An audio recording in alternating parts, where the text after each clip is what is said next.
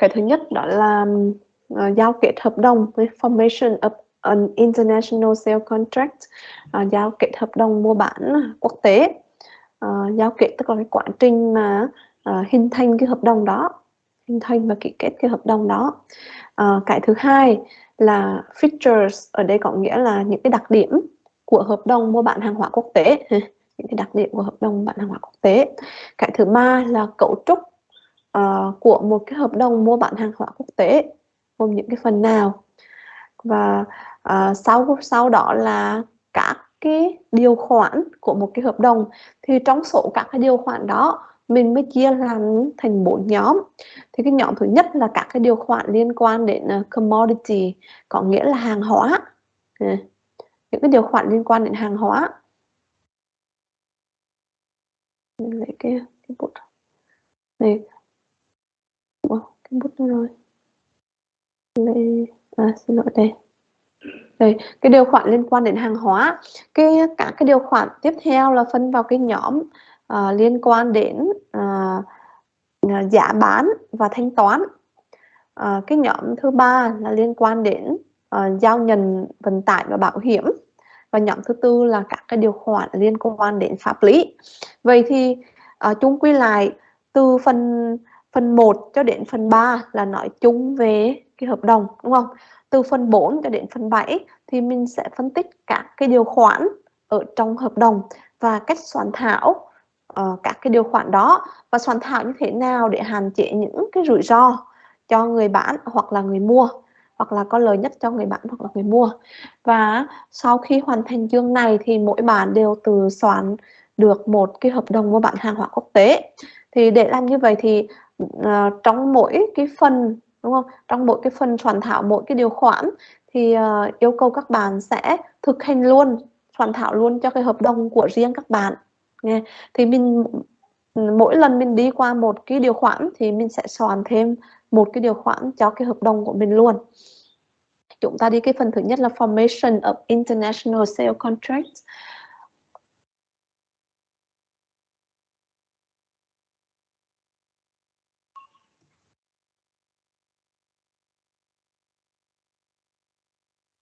First is regulation on forms of the contract.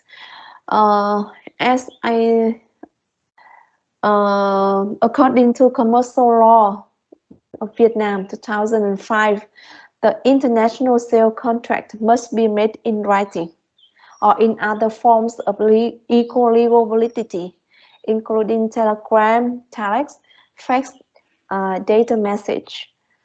So this is according to Vietnam commercial law, right? If you are a trader of maybe whose business is in other country, so the form of contract should comply with the regulation of the applicable law. But if you are a Vietnamese trader, so your contract must be made in writing or in other forms of equal legal validity. Whereas, according to CIS 1980, a contract of sale need not be concluded in or evidenced by writing. Need not be, right? Needn't be, and is not subject to any other requirement as to form. So, according to CIS 1980, a contract may be made in writing, right? Maybe by words or maybe by behavior, some kind of behavior. By any means, including witnesses, right? Including witnesses can be a form of contract. So this is the difference between commercial law 2005 and CISG 1980. So if you are a Vietnamese trader, normally your contract must be in writing.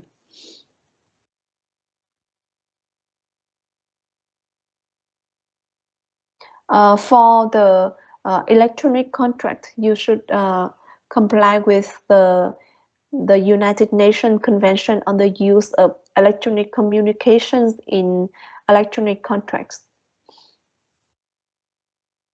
For the formation of the contract, normally to reach a final agreement or to draft a contract, the process to form a contract includes the following steps.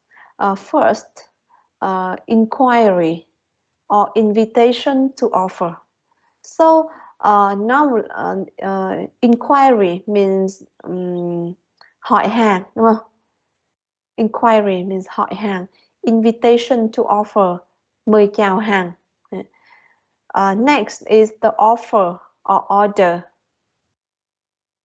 Offer là chào hàng, order là đặt hàng.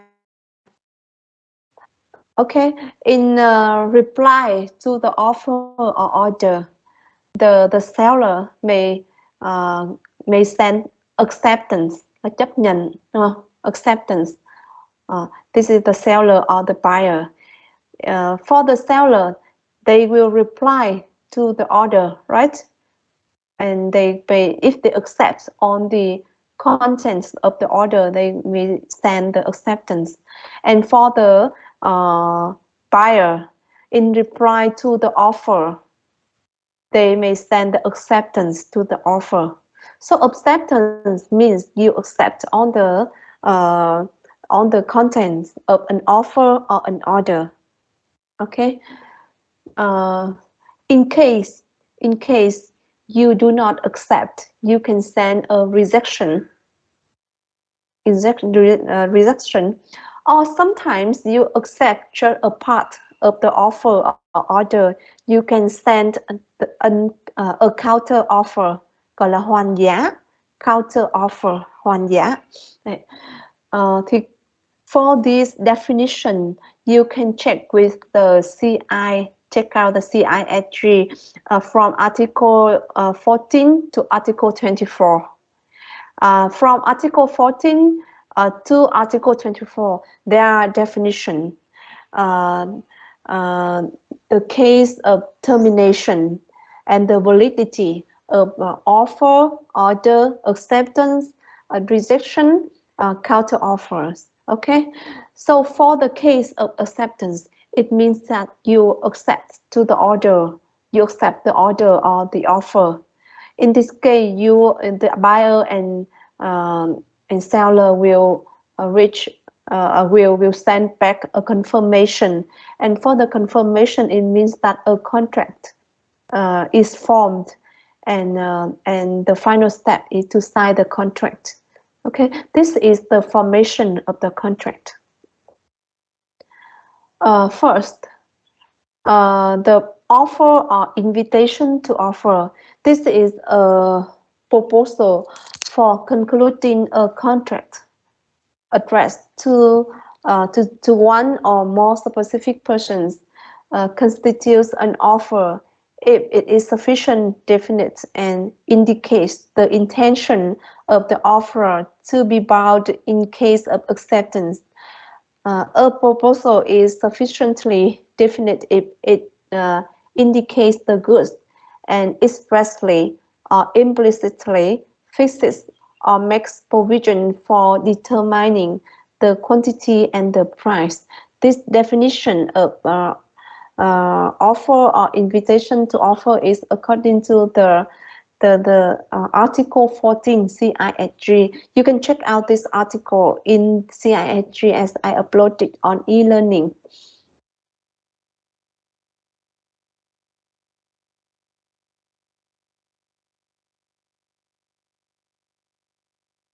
About inquiry. Inquiry, hỏi hàng, đúng không? Tiếng Việt gọi là hỏi hàng. This is a proposal other than one addressed to one or more specific person is to be considered merely as an invitation to make offers, unless the country is clearly indicated by the person making the proposal. For example, this is an inquiry. please quote, this is maybe an email or a fax, right? The content is, please quote lowest price CIF Hải for 50 pieces flying horse brand bicycles. Shipment in October 2021. LC payment. Please reply as soon as possible. This is an inquiry, right? This is an inquiry sent by the potential buyer to the potential seller. Inquire, ask for the quotation, or ask for the offer by the seller.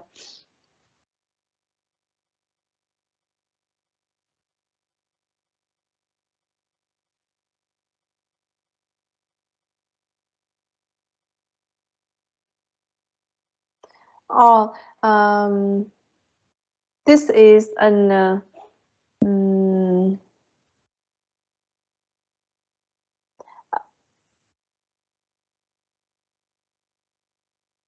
this is an offer, for example, invitation to offer, for example, can supply Flying Horse brand bicycle in 2021, shipment under CIF, available, please fax as soon as possible if interested.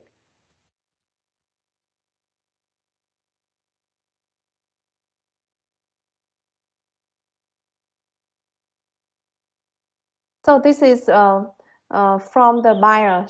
The potential buyer will send this email or fax. This is an inquiry, and this is sent from the seller. This sent from the seller, the potential seller. This is an offer, right?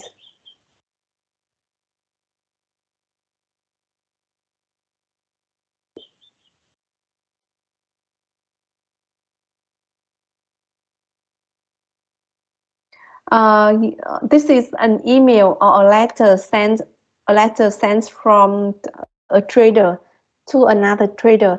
So can you please tell me this, if this is an inquiry or an offer? Anybody?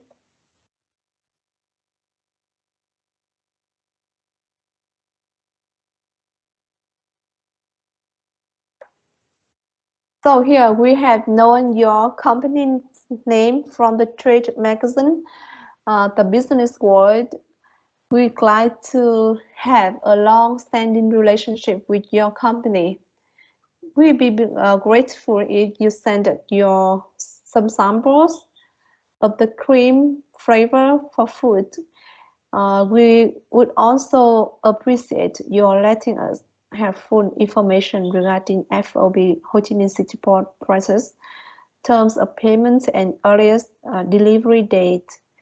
If the prices offered are competitive, the quantity is of the standard we require, we will place large orders with you in the future.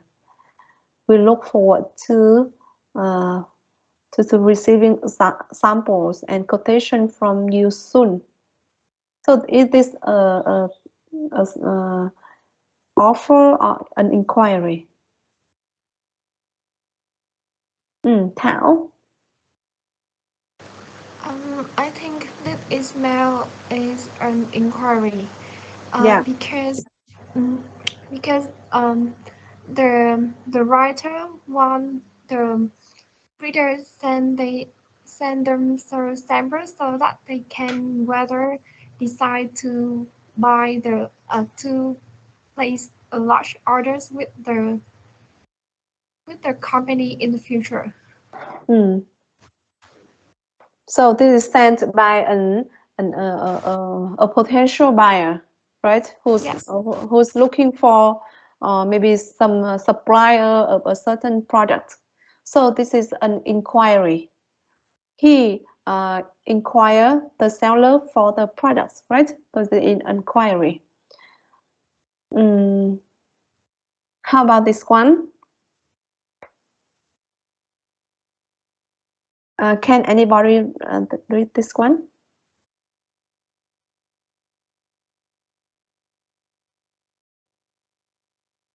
Who's volunteer to read this letter?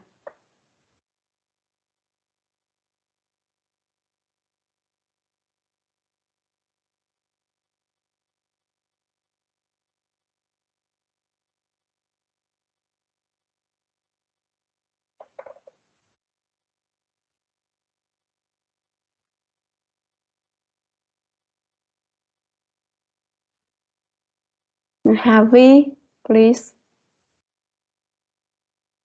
I think it's invitation to offer.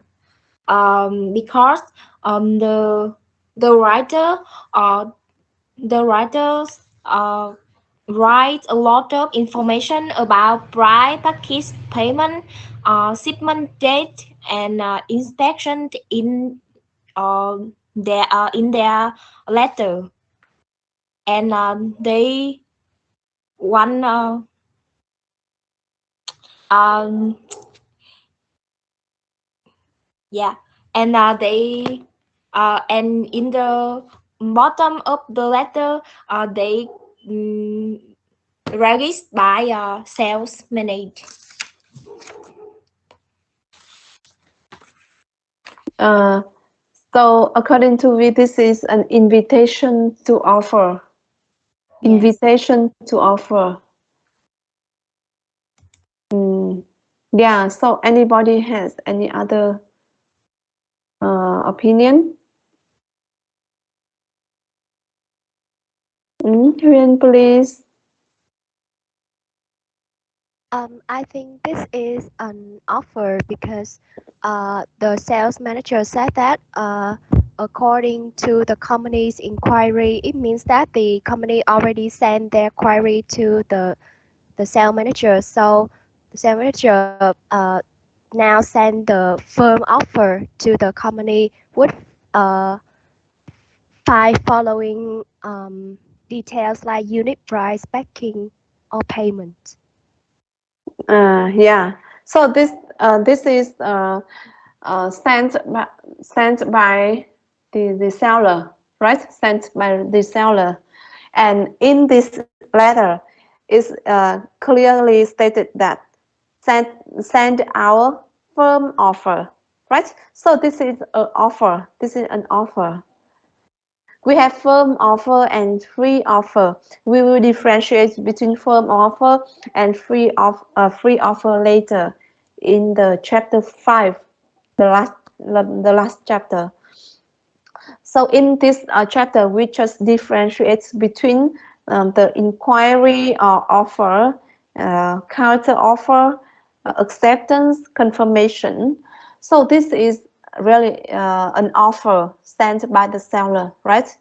Uh, the content including about the scope of supply, right? The scope of supply for the product by the seller. Okay, the next is the counter offer. Counter offer means a reply to an offer. Okay, reply to an offer which purports to be an acceptance. Purports to be an acceptance. It means that it seems to be an acceptance, but not. It seems to be an acceptance, but not. A reply to an offer which purports to be an acceptance, but contains additions, limitations, or other modifications is a rejection of the offer and constitutes a counter offer. Okay, so a counter offer is actually a rejection and a new of a counter offer. Rejection of the offer and constitute a counter offer. But it seems to be an acceptance. Let's read this email. Uh, thank you. Thank you for sending us your sample and quotation. Right. So this is sent by the buyer, right? Because the seller will send the samples and the quotation to him, and when checking the sample and quotation, he sent back this email. Thank you for sending us your sample and quotation. We are interested in the cream flavor at 80,000 US dollar, something like that, we find that this kind of product is suitable for our market, but the prices are not much competitive compared with other suppliers. We wonder if you would like to consider reducing the price to $79,000. If you could come down to this price level, we might be able to order 10 metric tons. Okay, so this you look at first, it looks like an acceptance to the offer sent by the seller, but actually the buyer here want to reduce, right? Want to reduce the unit price to 79,000 per metric ton. So this is called a counter offer. A counter offer. Okay. You understand the counter offer?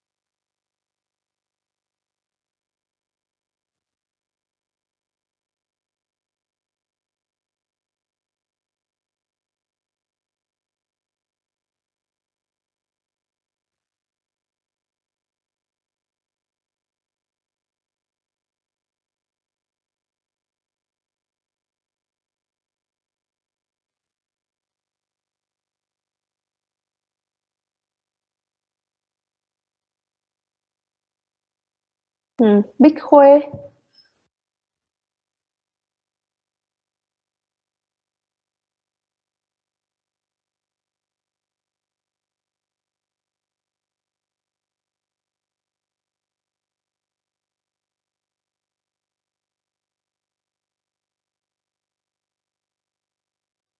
Khuê absent.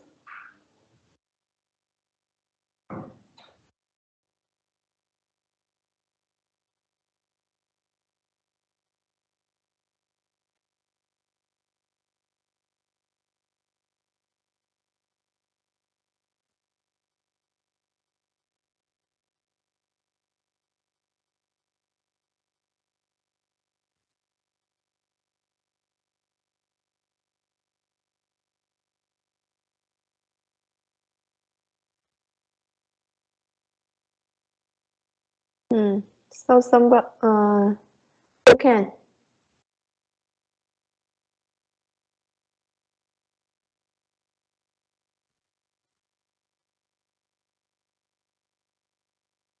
Nguyên Khôi.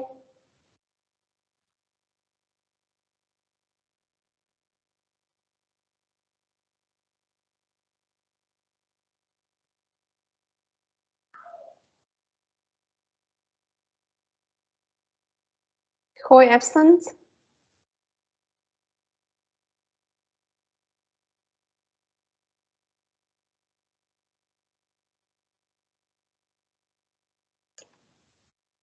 Another one. Thái Phi.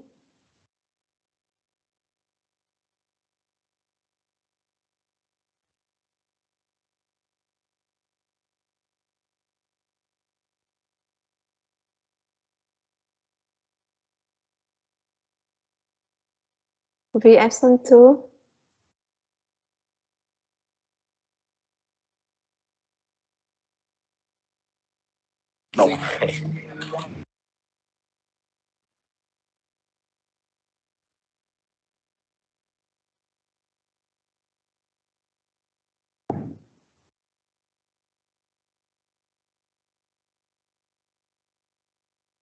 Hương Trâm.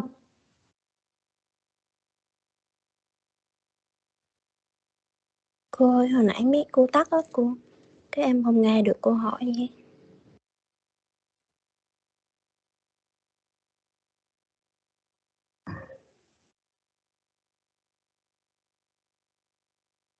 Câu hỏi của cô là mình đặt định số của hợp đồng như thế nào?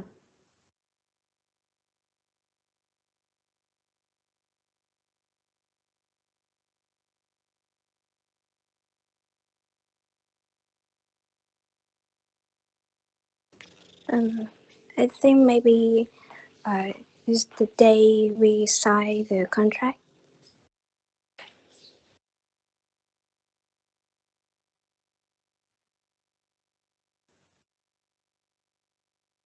So the number of the contract is the date we sign the contract, you mean?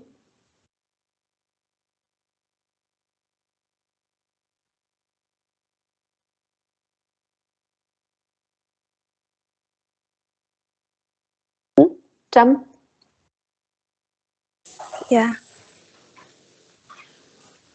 So how about the date of the contract?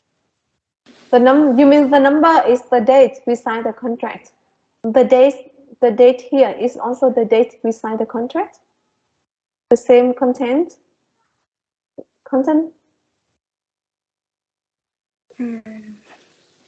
Maybe, Maybe not, I'm right? not sure.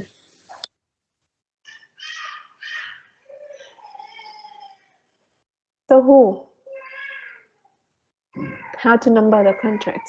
Here you see, not only the number, but also the letters, the name, maybe the name, right?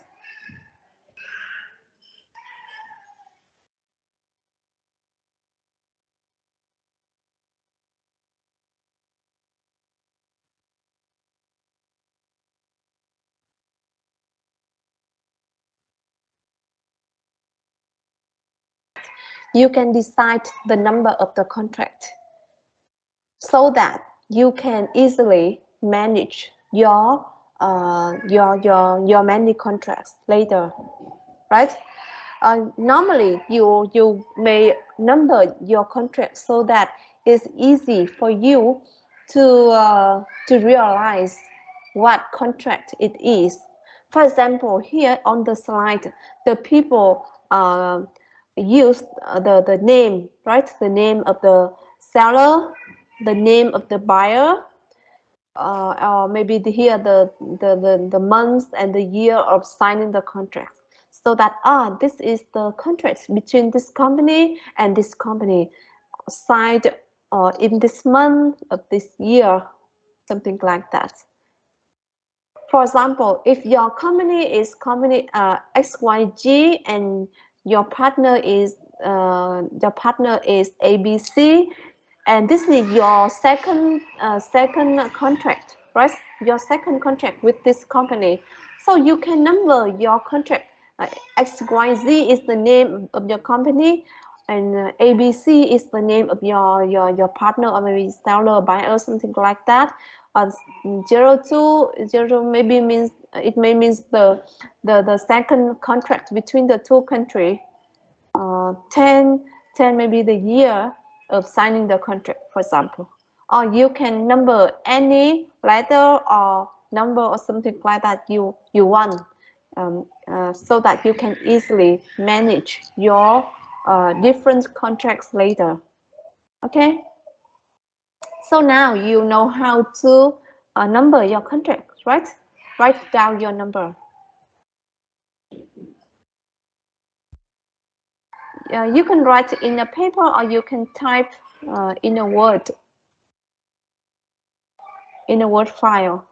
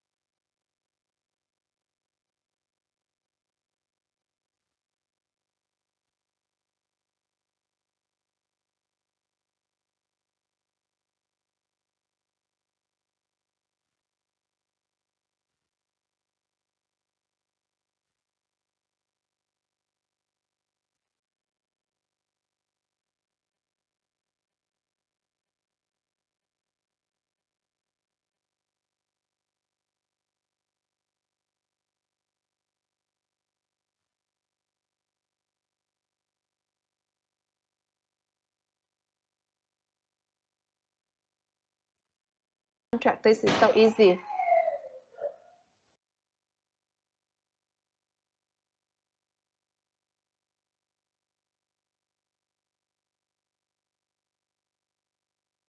The date you may write after the word date, or you may write one sentence. This contract is made on blah blah in blah blah.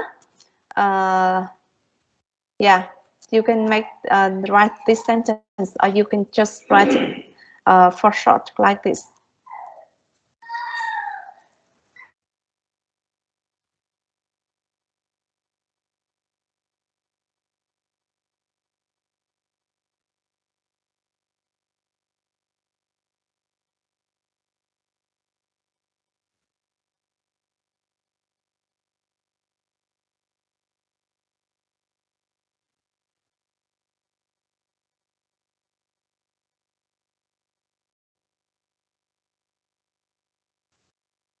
After the date and place of signing the contract, maybe would be the information of the two parties. So for this, you may put the information between the word between and between so here we put the full name and the short name, right? The full name and the short name of the buyer. The buyer address, the phone number, fax number, maybe here also the bank account, and the representative of the buyer. Hereinafter call the buyer. And similarly, here you put the full name of the seller. Hereinafter called the seller. Remember to put the full information of the buyer and seller in case there are maybe there are disputes later. If the information is not clear enough, it's not easy for you to resolve the dispute later, or maybe your partner may take advantages of such unclear information and try to make some mistake to the contract later, and you do not have enough information in your contract to resolve the disputes at court or at arbitration.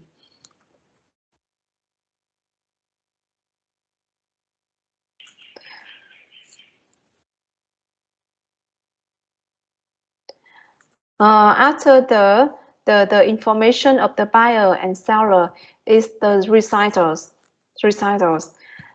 We call it whereas clause. In this part, there's one or two sentences about the basic to form the contract. For example, these are two examples of the recitals. It has been mutually that the seller commits to sell and the buyer commits to buy the undermentioned goods on the following terms and condition. Okay, the contract is made by and between the buyer and seller, whereby the buyer agreed to buy and seller agreed to sell the undermentioned commodity according to the terms and conditions stipulated below. Okay, this is the basics, for forming the contract. We call this recital whereas clause. This is the main details about a contract, including who it involves and why they are making the contract.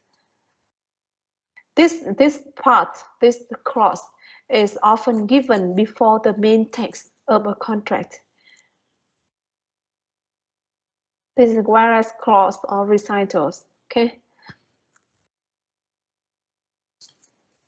So now you can write down. You can draft the information of the two parties, buyer and seller, and recitals for your own contracts.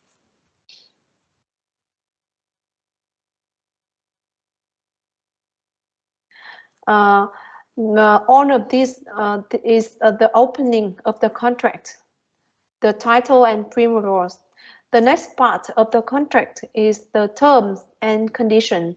This is the main text of the contract, which is the agreement between the two parties. Here, we normally have general definitions, descriptions of goods, delivery or shipment insurance, price and payment terms, and legal terms. And next is the ending. For the ending, we have validation of the contract. Okay, after the main text of the contract is the ending. We often have one sentence for the validation of the contract. For example, this contract becomes valid after the buyer having the import license from Ministry of Culture and Information of Socialist Republic of Vietnam. So this is the condition for the contract to be validated, right? The condition for the contract to become valid. It means that after the buyer have received the import license from the Ministry of Culture and Information, then the contract becomes valid. Maybe they are importing something related to culture or information, so they need the import license from the Ministry of Culture and Information. Okay, so only when the buyer receives the import license, the contract becomes valid. Okay.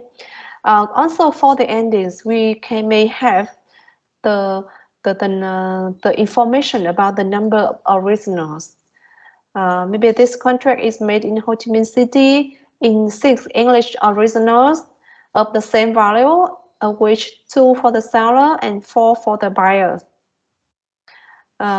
We can have some statement about the amendment of the contract. So in case of amendment, what should the seller or the buyer do?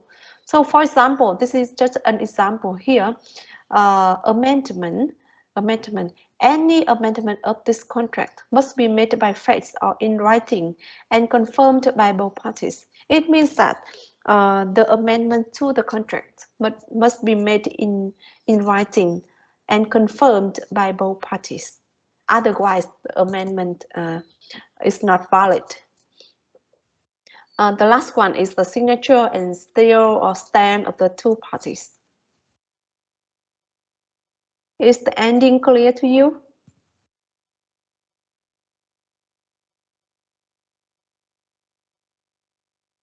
So now can you write the opening and the ending for your contract? Just the opening and the ending. And for the main articles, the main text, I will show you later. But the beginning, the opening, and the ending, can you draft it for your contract?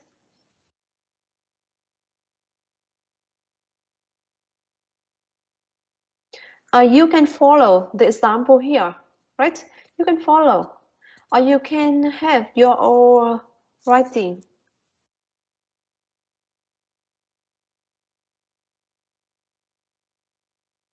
Các bạn cũng lưu ý là cái cấu trúc của hợp đồng á, mình giới thiệu ở đây thì cũng là cái cấu trúc mà chúng thường gặp thôi, chứ những cái này không bắt buộc là phải có nghe, nó không bắt buộc.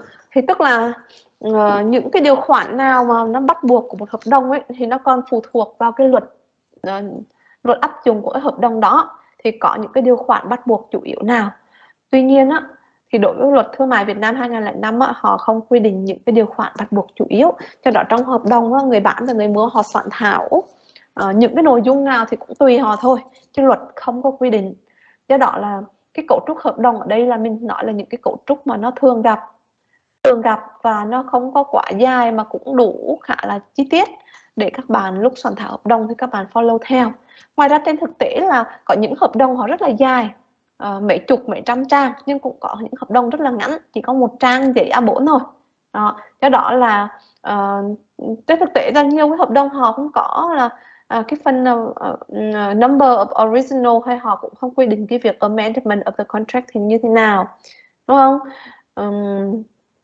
Hoặc là cái phần trước đó ở đây họ có thể là không có cái điều khoản về ví dụ như họ không có điều khoản về warranty chẳng hạn, họ không có điều khoản về claim hoặc là penalty chẳng hạn, cũng được, không sao hết á, nhưng mà như vậy thì cái hợp đồng trở nên kém chặt chẽ hơn, đúng không? Và trong trường hợp có một cái tranh chấp gì đó xảy ra chẳng hạn thì nó sẽ khó giải quyết hơn, đúng không? Một trong hai bên có thể dễ bị thiệt thòi hơn mà thôi. Thì khi soạn thảo thì soạn thảo hợp đồng càng chi tiết thì càng bảo vệ được cái quyền lợi cho mình, để hạn chế cái sự lợi dụng, cái sự thiếu chi tiết của hợp đồng để mà vi phạm hợp đồng của đối phương. Các bạn có soạn được cái phần opening với ending chưa? Thì theo cái cấu trúc này thì cái phần opening với ending của nó cũng rất là đơn giản thôi, đúng không? Rất là đơn giản thôi. Mình nhắc lại opening thì sẽ có những cái gì nào? Trước tiên một cái hợp đồng là gì? Có Cộng hòa xã hội chủ nghĩa Việt Nam độc lập tự do hạnh phúc không? Đầu tiên của một cái hợp đồng là gì các bạn? Title, đúng không? Sau title thì sẽ có gì nữa? Number, đúng không? Number, rồi place, date, đúng không? Rồi sau đó thì các bạn sẽ soạn thảo tiếp cái gì? Information of the seller and buyers. So, lưu ý là information của seller buyer thì càng chi tiết càng tốt, đúng không? Nếu như mà các bạn muốn có viết tắt của tên của người bạn hay mua thì trước hết bạn phải viết cái tên đầy đủ, rồi các bạn mở ngoặc viết tắt như cái ví dụ lúc nãy mình show cho các bạn á. Phải chính xác cái thông tin. Tránh trường hợp là sau này có cái tranh chấp xảy ra thì không thể tìm ra được cái thằng tranh chấp là thằng nào, vì trong này nó ghi thông tin rất là lập lờ, đúng không?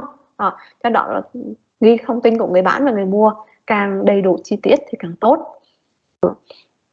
Rồi sau đó recital là cái phần gọi là cái cơ sở mà hình thành cái hợp đồng này á. Thì như cái ví dụ của mình lúc nãy, cơ sở hình thành của hợp đồng là cái gì? Cái gì? Người bán đồng ý bán đúng không?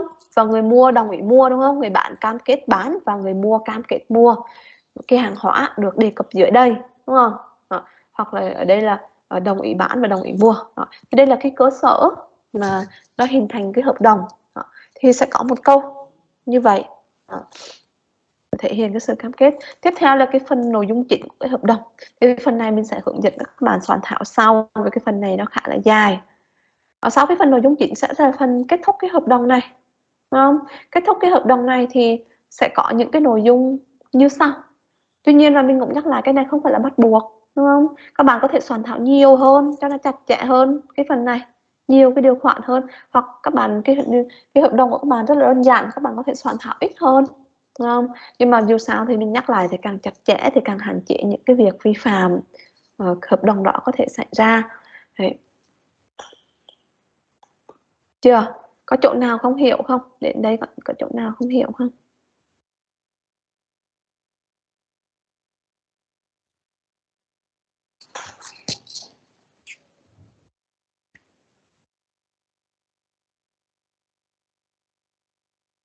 Main component of goods description. And for the name of the commodity, you should draft it. You should stipulate it as specific and concrete. Any irrelevant description should be excluded. You should not add any irrelevant information to the name of the commodity. It will make it confusing, right?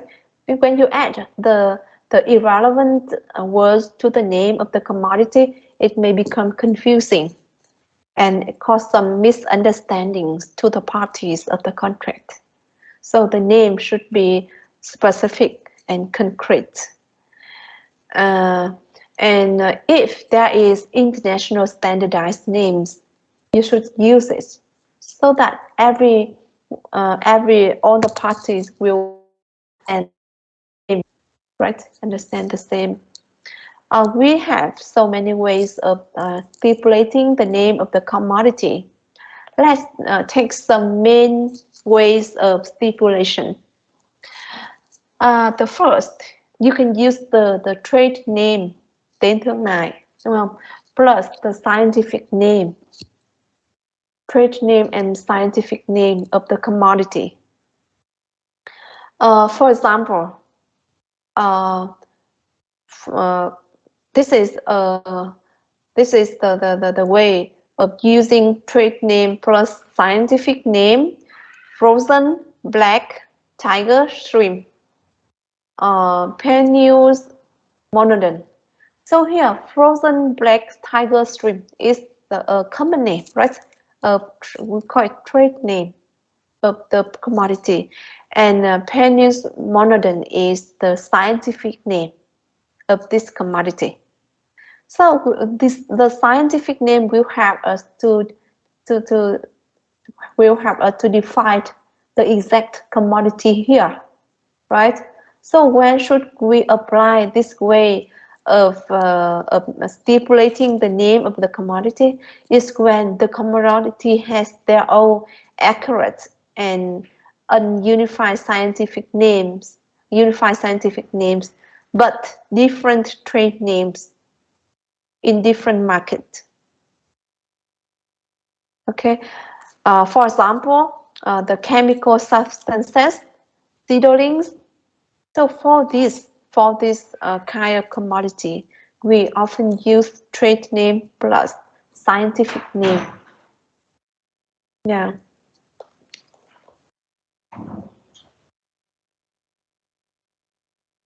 For example, if you use only the trade name frozen black tiger shrimp, it may not easy to specify what kind of shrimp it is. If we add the scientific name, it's easy for the parties to define the commodity here. The next way of stipulation is the name plus the origin. This is very popular and easy to use. Here you can see the Vietnamese rice, right? So rice is the name, and origin here is the Vietnamese. Bordeaux red wine. Bordeaux is the origin, and red wine is the name of the commodity. This way of stipulation applied when the origin has a great influence on the quality, especially for the specialities. So for the specialities, the different origin will convey some meaning of high quality, right? The origin of the commodity will convey some meaning of high quality. So can you give me an example of the trade name plus scientific name or name plus the origin?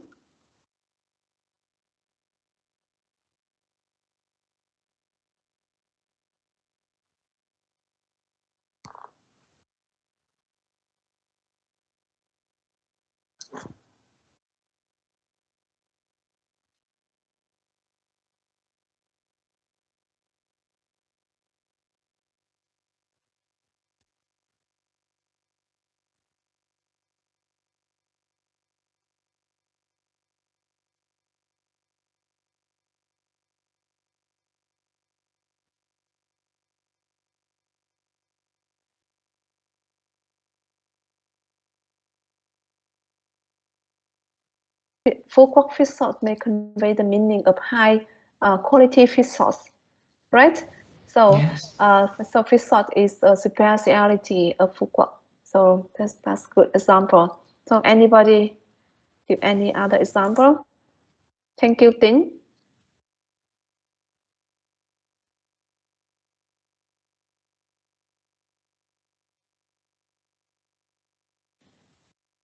Cô gọi tên là các bạn không được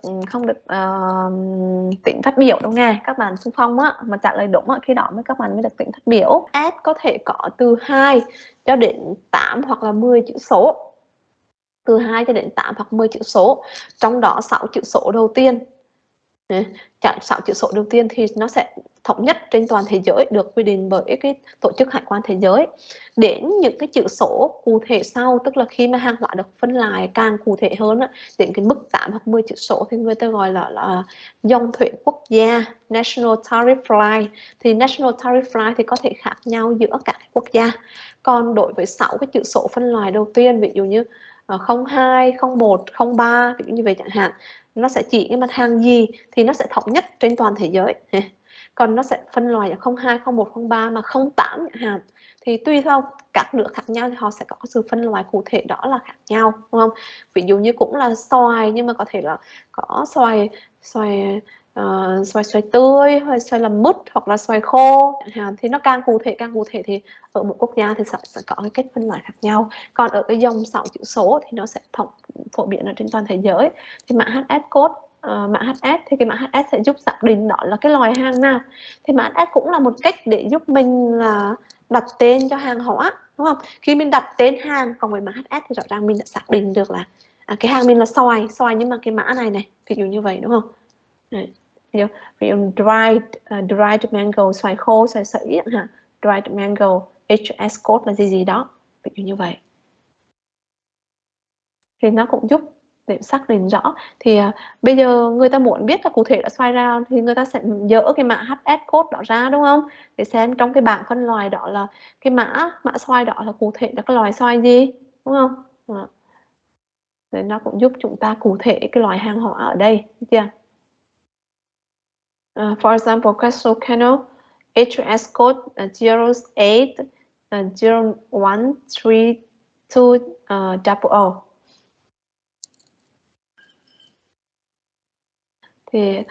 this way is used to specify detailed description of the products to avoid any misunderstandings. Okay. Misunderstandings by buyer or seller or other parties related to the contract. So we have so many ways of stipulating the name of the commodity. So which way should we use? And for each product, I have here the case of application here, right? So if your products belong to this case, for example, your products is the one that some major contents play an important part in deciding the quality, you can use this way of stipulating the name. Okay. Otherwise, you can use other way of stipulating here. But in fact, you don't have to use only one, but you can use two or three.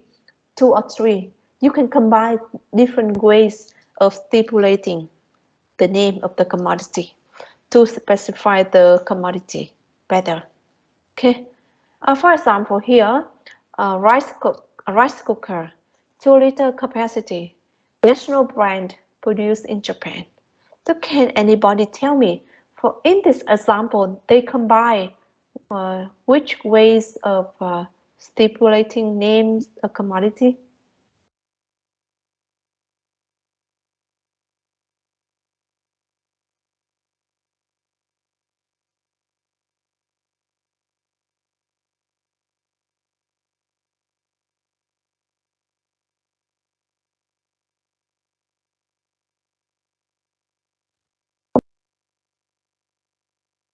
To have a wide knowledge on international trade. Similar to stipulating the name of the commodity, for the quality, we also have different ways of stipulation.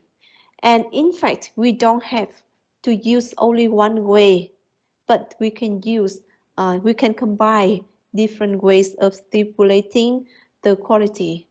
The first way I want to explain is to define the quality by sample.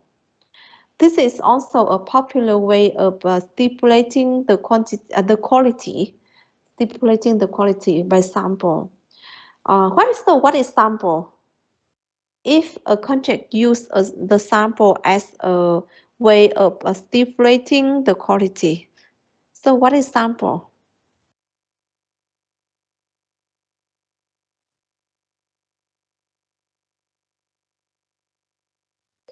Sample is usually a unit of commodity used at the basics of quality and condition of the goods to be delivered.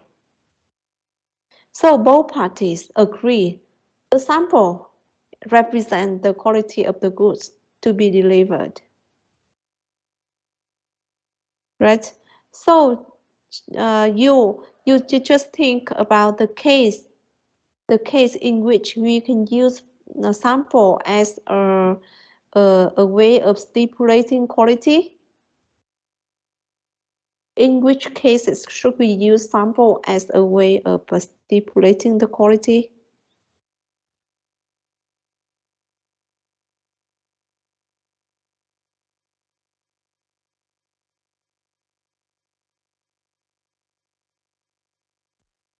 The two parties agree on a sample as a representative for the quality of the goods to be delivered, right? So in which case should we use sample?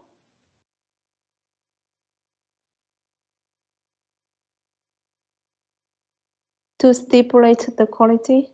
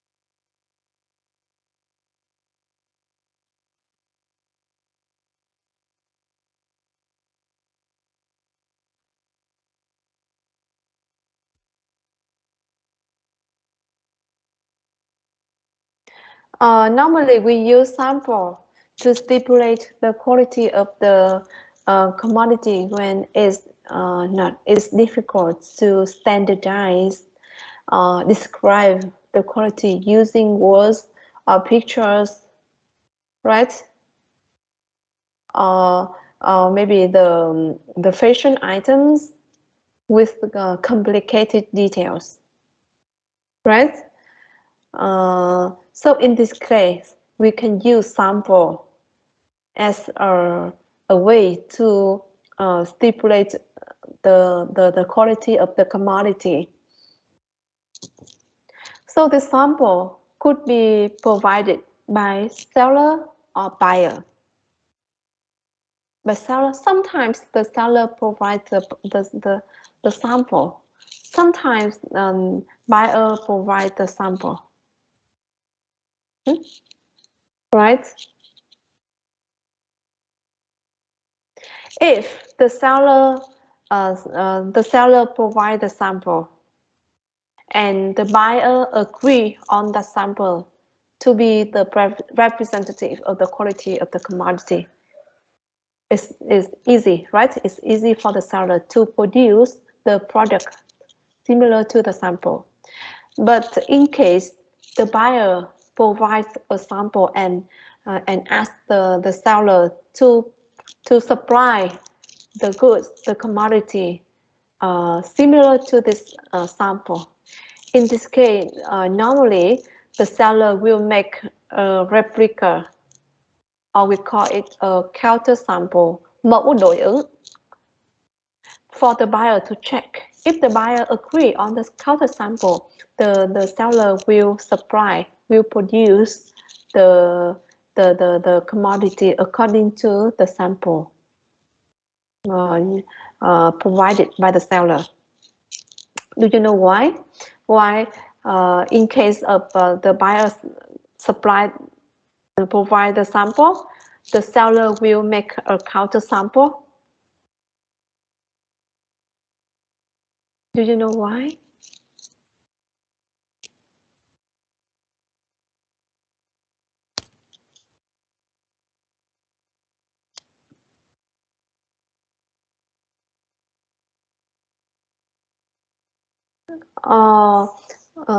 What's the risk? What's the risk if the seller does not produce a counter sample?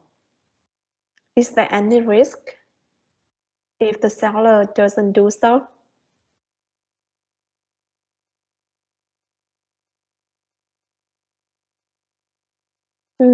Trâm? Yeah, I think the buyers will not have the goods to sell if the seller don't provide the counter sample to the buyer. The seller is the seller. I didn't get your point. Can you explain it again? Ý em là nếu mà seller mà không cung cấp cái counter sample đến cho buyer thì cái người buyer sẽ không còn sản phẩm để bán sau này không? No, that's not the point. Thank you, Trâm. Thì ở đây mình muốn nói là quy định chất lượng mà sử dụng mẫu hàng thì trong một số trường hợp thì thông thường là những cái trường hợp mà người ta khó quy định chất lượng, đúng không? Người ta khó dùng từ hoặc là hình ảnh để để mà thể hiện, để mà quy định cái chất lượng của một cái mặt hàng. Những cái mặt hàng mà khó tiêu chuẩn, khó quy định chất lượng như vậy thì người ta có thể, người bán người mua thỏa thuận sử dụng một cái mẫu hàng để làm đại diện cho chất lượng của cái hàng đó.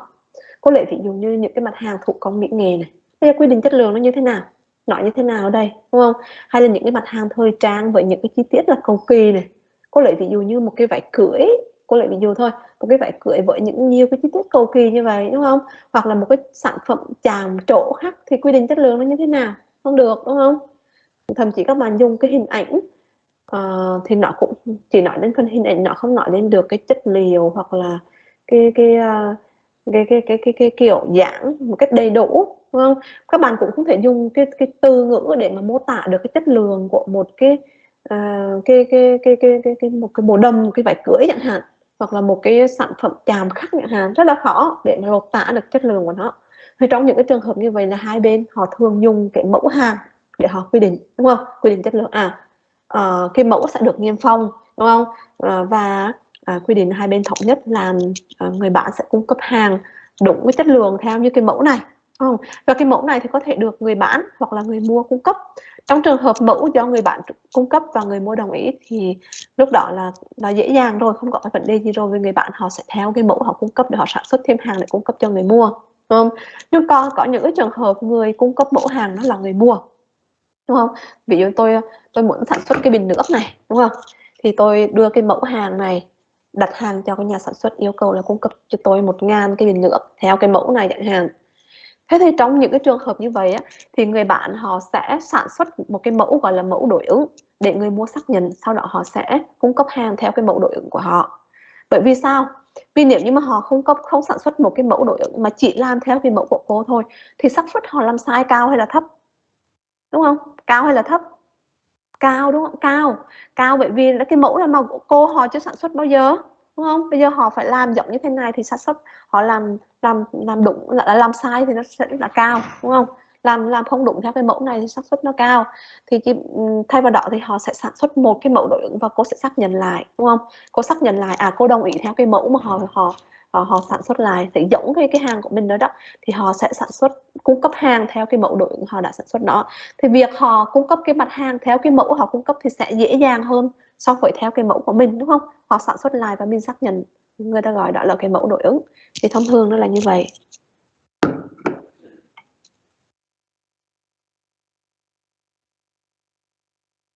We call it counter sample.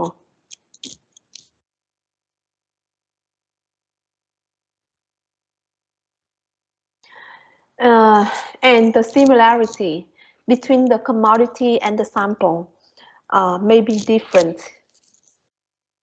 among the different contracts, and the different level of similarity of quality between the actual commodity and the sample can be stipulated in the contract.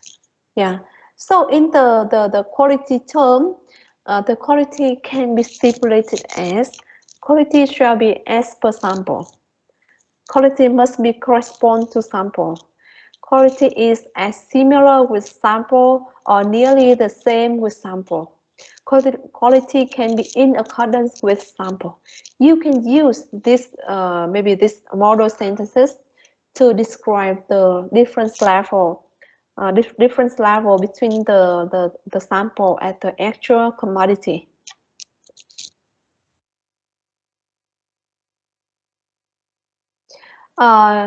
Besides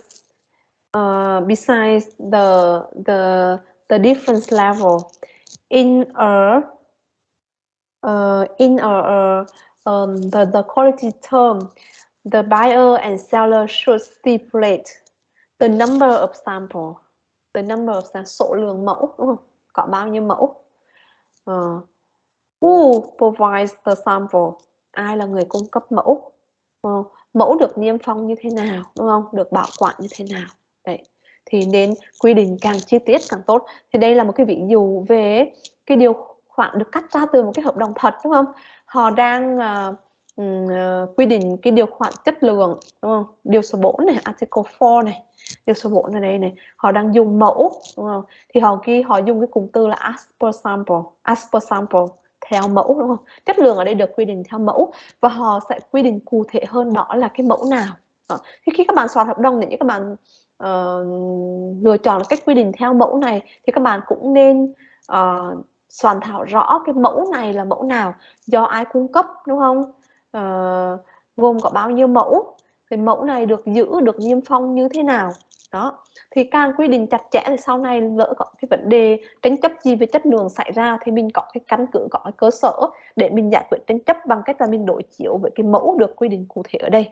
Còn nếu không, các bạn chỉ ghi as per sample thôi cũng được, không sao hết á. Nhưng mà lúc này nếu như có tranh chấp xảy ra thì các bạn sẽ không đủ cơ sở để mà giải quyết cái tranh chấp đó trong trường hợp mà các bạn là bên chịu thiệt, đúng không?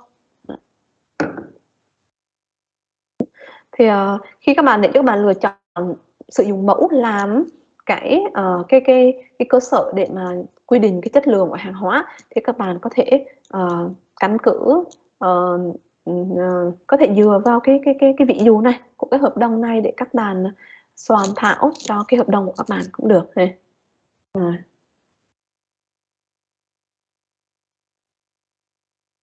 Rồi các bạn bây giờ rồi các bạn chưa phải soạn thảo ngay, bởi vì các bạn sẽ học qua một lượt cả cái cách quy định chất lượng khác đã, rồi khi đó các bạn thấy cái cách quy định chất lượng nào phù hợp với cái commodity mà các bạn đã soạn thảo ở cái phần name of commodity đó thì các bạn sẽ lựa chọn cái cách đó. Ví dụ như các bạn, cái mặt hàng của các bạn ví dụ như là cái tủ lạnh chẳng hạn, thì rõ ràng là các bạn không sử dụng cách theo mẫu này rồi, đúng không? Bởi vì thường tủ lạnh ít ai mà quy định chất lượng theo mẫu lắm. Thường những cái mặt hàng như thủ công mỹ nghệ, trang sức, thời trang, cũng có thể là một số cái mặt hàng nông sản thì họ có thể quy định theo mẫu này.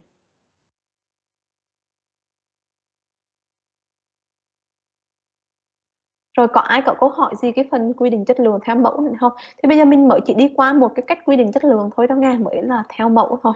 Đó. Các bạn nắm được là các bạn phải nắm được này, trường hợp nào thì mình sẽ sử dụng cái cách quy định chất lượng này.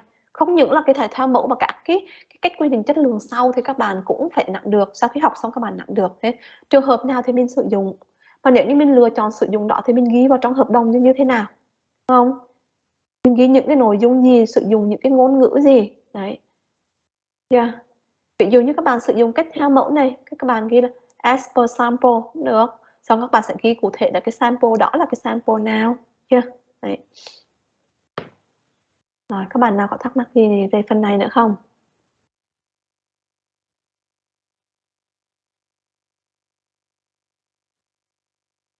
Các bạn, hôm nay thì chúng ta học đến đến đây hết. Thì buổi sau thì mình sẽ học tiếp, thì cái tài liệu thì mình đã upload lên trên cho các bạn lưu ý nhớ đọc nha. Cái chương hợp đồng thì cái sách vở nó viết cũng khá là tốt, mà đọc cái chương hợp đồng trong đó thì các bạn cũng nắm khá là vững cái phần hợp đồng này đó. Rồi kết hợp đọc slide với đọc sách nè. Buổi sau mình học tiếp thì rồi, bye bye cả lớp.